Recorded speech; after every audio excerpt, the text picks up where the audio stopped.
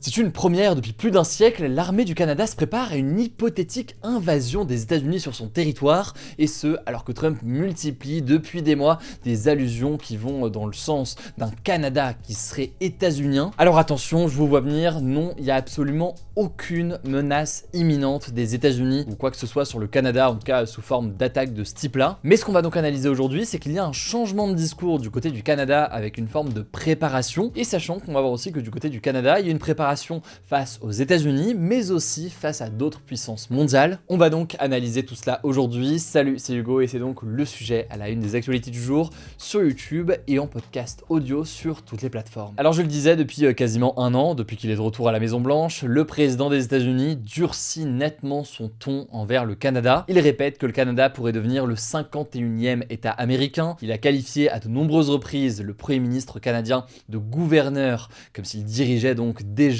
un État américain. Et en début de semaine, Trump a même publié sur son réseau social Truth Social une image générée par IA, c'est pas la première, où l'on voit le drapeau des États-Unis recouvrir non seulement les États-Unis, mais aussi le Venezuela, le Groenland et le Canada. Alors quand Trump menace le Canada, il dit pas exactement de façon complètement transparente les raisons, mais eh bien il y a des questions de superficie. Avec le Canada, les États-Unis deviendraient le pays le plus grand du monde. Mais il y a surtout, comme toujours, du côté de Trump aujourd'hui, une question de captation des ressources, la question de l'eau douce au Canada, on en parlait d'ailleurs hier dans les actus du jour, mais aussi la force économique et donc ces liens et ces échanges entre les deux pays. Mais ces provocations ou ces menaces qui évidemment seraient contraires au droit international, elles s'inscrivent dans un contexte plus large, le contexte de l'attaque sur le Venezuela, le contexte aussi du Groenland, même s'il y a eu du nouveau sur le Groenland, on va en parler juste après. Résultat, même si l'idée d'un conflit entre le Canada et les États-Unis paraissait inimaginable il y a encore quelques années et que encore aujourd'hui, eh bien, une attaque, ça paraît hautement improbable. Trump lui-même n'en fait d'ailleurs absolument pas sa priorité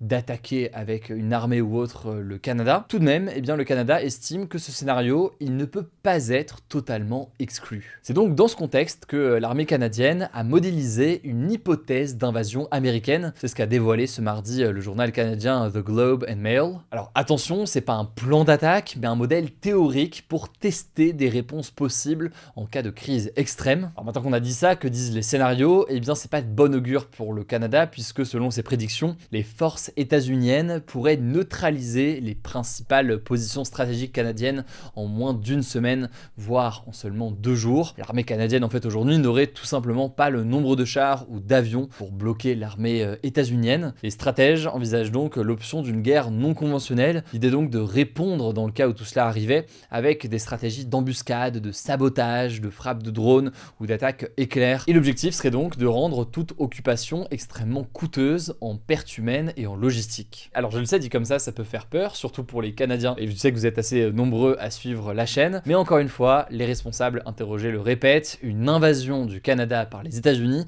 reste extrêmement improbable. Pour redonner le contexte, les relations entre les deux armées, elles sont aujourd'hui plutôt bonnes. Les deux États, ils coopèrent toujours au sein du NORAD, qui est un commandement conjoint qui assure la défense aérienne sur le continent nord-américain. Par ailleurs, le Canada et les États-Unis font tous les deux partie de l'OTAN, cette alliance politico-militaire de pays occidentaux qui est menée aujourd'hui par les États-Unis, en tout cas tant que les États-Unis en font partie. Mais donc dans le cadre de l'OTAN, et ça a été le même sujet sur le Groenland, on peut imaginer une réponse coordonnée d'autres pays si vraiment une telle situation se produisait. Bref, en clair, Donald Trump ne cache pas son envie d'annexion d'une façon ou d'une autre du Canada, même s'il a plus été concentré sur le Groenland notamment ces derniers jours. Les méthodes pour absorber en quelque sorte le Canada restent floues aujourd'hui, mais le Canada se prépare, mais il se prépare pas seulement contre les États-Unis, il se prépare aussi face à d'autres menaces qui viennent de l'étranger, notamment de la part de la Russie et de la Chine. Et là, faut pas se tourner vers le sud du Canada,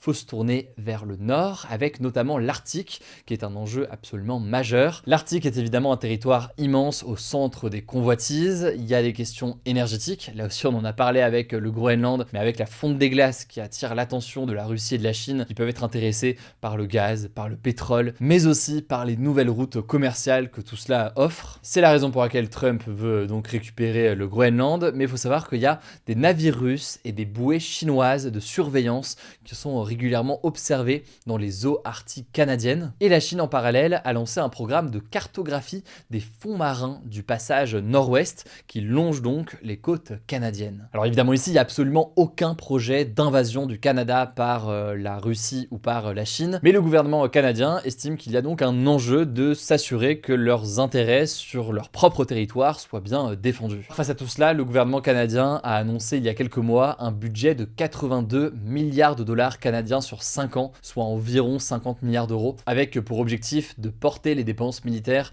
à 2% du PIB en 2025-2026 et à 5% du PIB, donc 5% de la richesse produite du pays d'ici 2035. Et une partie de ces fonds, ça va aller beaucoup en fait donc sur le nord et sur l'Arctique, tandis qu'une partie sera plus largement un renforcement des forces armées canadiennes qui peuvent être amenées à réagir donc, que ce soit au sud ou au nord. En parallèle à tout ça, puisque c'est pas qu'une question de moyens, c'est aussi une question de qu'est-ce qui va être acheté, eh bien le Canada va essayer de réduire sa dépendance aux États-Unis pour soutenir l'industrie de défense nationale et surtout ne pas dépendre des États-Unis. Mais là, ça reste un défi de taille qu'il faudra observer. Dans tous les cas, ce changement de préparation et discours du Canada, que ce soit sur le sud ou sur le nord du pays, me paraissait essentiel à analyser. Au passage, si vous êtes au Canada et plus précisément si vous êtes au Québec, eh bien je pense que vous le savez parce qu'on avait beaucoup parlé à l'époque. J'ai lancé avec l'équipe il y a quelques mois un compte dédié spécifiquement au Québec pour tous les Québécois donc qui nous suivent et qui veulent s'informer davantage sur l'actualité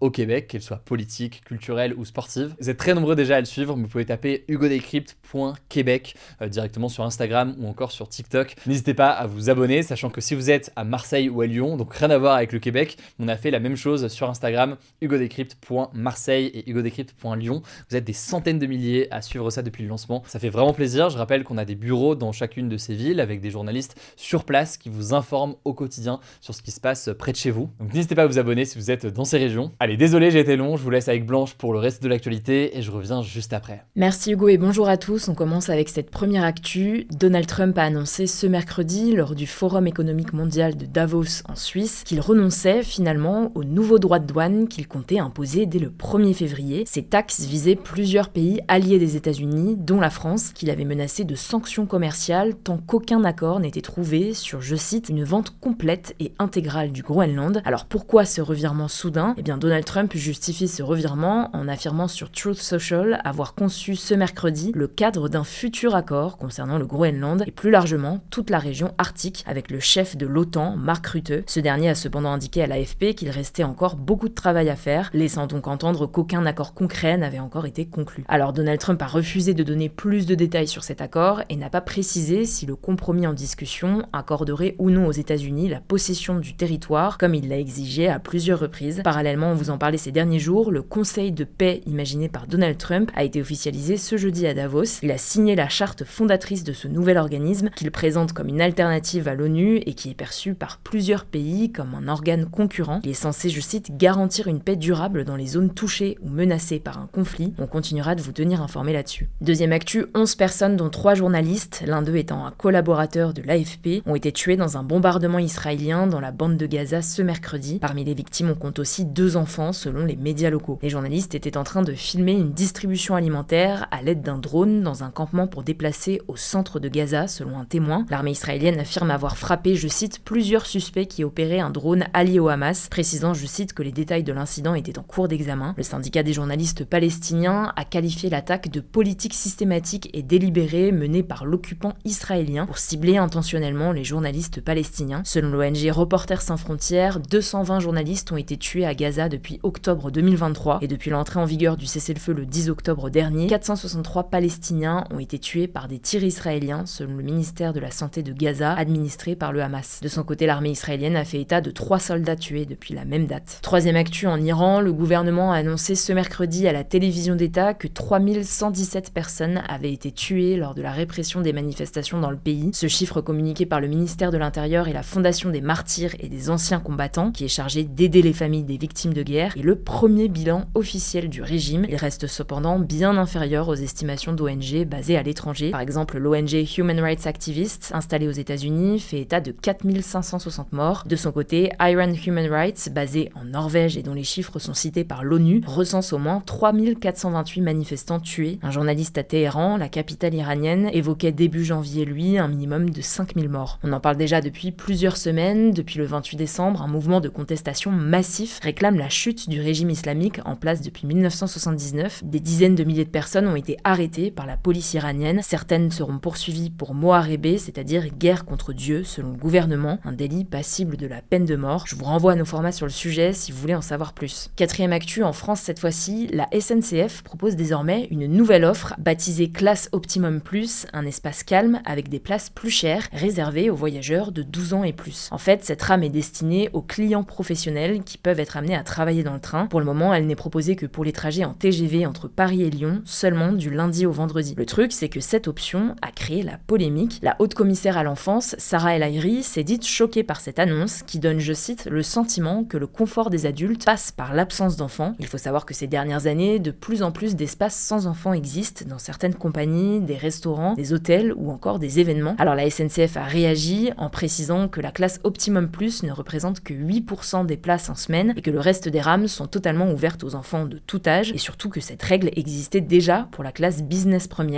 et donc que ce n'est pas nouveau. Cinquième actu, en 2025, les Français ont retiré plus d'argent qu'ils n'en ont déposé sur leur livret A, donc leur compte épargne selon la Caisse des dépôts. Au total, les Français ont retiré 2,12 milliards d'euros de plus qu'ils n'ont déposé d'argent. Et si on en parle aujourd'hui, c'est parce que c'est une première depuis 2015 et il y a plusieurs raisons à cela. Déjà, le taux de rémunération du livret A a baissé, il est passé de 3% avant 2025 à 2,4% en février, puis 1,7% en août. Ça veut dire que pour 10 000 euros mis de côté pendant toute l'année 2025, il vous aurait rapporté 170 euros supplémentaires contre 300 les années d'avant. D'ailleurs, une autre baisse à 1,5% est prévue en février 2026. Aussi, beaucoup de Français décident d'épargner sur des assurances vie. Par exemple, pour 10 000 euros placés sur une assurance vie, elle rapporte en moyenne 265 euros supplémentaires par an, soit beaucoup plus que le livret A. Malgré tout, le livret A reste le plan d'épargne le plus populaire. 57 millions de Français en ont un. Il y a presque 450 milliards d'euros placés dessus. Et enfin, on termine avec cette actu et c'est une bonne nouvelle. En France, l'espérance de vie en bonne santé a augmenté de près de 2 ans pour les hommes comme pour les femmes depuis 2008. C'est ce que révèle une étude de l'Adresse publiée ce jeudi. L'espérance de vie en bonne santé correspond à la durée moyenne pendant laquelle une personne peut vivre sans se limiter dans ses activités quotidiennes et sans incapacité. Mais alors, quelles sont les raisons de cette augmentation ? Eh bien, selon l'Adresse, il y en a 3. La première, c'est l'apparition plus tardive des maladies chroniques liées au vieillissement, comme l'arthrose, une maladie articulaire qui limite la vie quotidienne. Ensuite, il y a une meilleure prise en charge de ces pathologies, désormais parfois temporaires ou de plus courte durée. Et enfin, il existe une meilleure adaptation de l'environnement des personnes qui rend les problèmes de santé moins contraignants au quotidien. Cependant, l'espérance de vie reste supérieure chez les femmes qui vivent jusqu'à plus de 85 ans en moyenne, contre 80 ans chez les hommes. Le principal facteur, c'est que les femmes sont moins souvent touchées par des maladies chroniques à faible taux de survie, comme certains cancers ou les maladies cardiaques. Merci beaucoup Blanche. Alors je le disais, si vous êtes à Marseille, au Québec ou à Lyon, n'hésitez pas à suivre nos comptes dédiés, hugodécrypte.marseille.québec ou alors au .lyon. Ça se passe directement sur Instagram. Je vous souhaite une excellente journée ou une excellente soirée. Prenez soin de vous, prenez soin de vos proches et puis on se dit à demain pour une nouvelle vidéo.